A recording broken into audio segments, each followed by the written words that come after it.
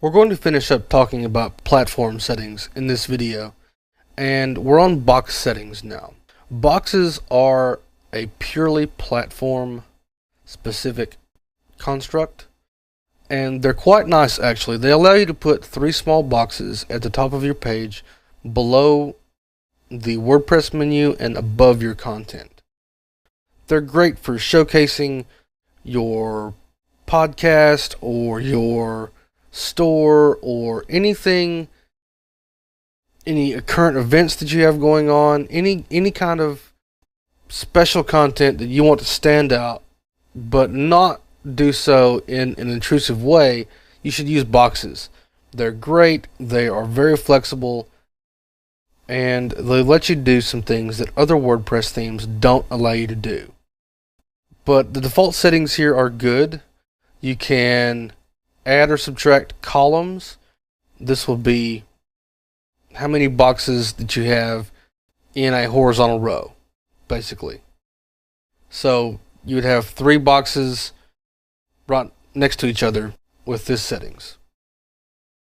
You can have a maximum number of boxes to show, which is also by default set to the max that you can select here.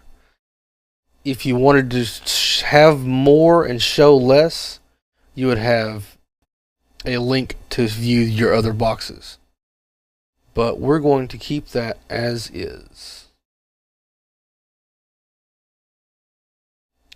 Each box has an icon. You can set an image icon for each box, and by default that's 64 pixels, but you can change that here. And you can change the box set ID of posts and 404 pages. You have to do this because post pages and 404 pages don't support metadata, but using the default settings is fine. We'll save those and move on to the next. Miscellaneous settings.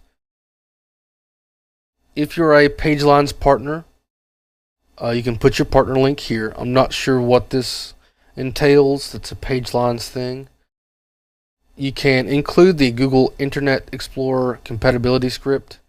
I suggest you do that. Internet Explorer has some issues with rendering CSS and certain other things, but adding that is never a disadvantage, so go ahead and click that.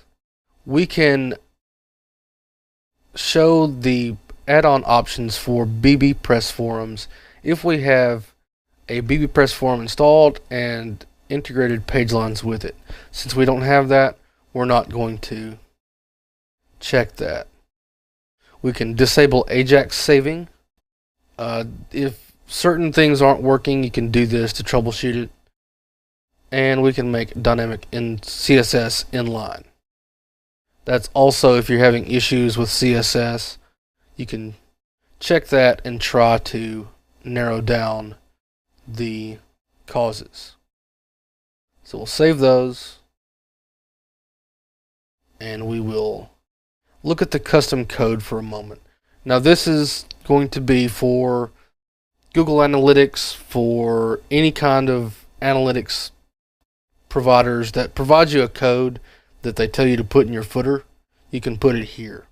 This just makes it so you don't have to actually go into the code and find the right file and add it yourself. So that's that. That is PageLines and platform settings. You can see how versatile it is, and you can see how you can use it to make your site stand out and to make your site your own. In our next video, we're going to be customizing our site settings to make sure those are as we want them to be.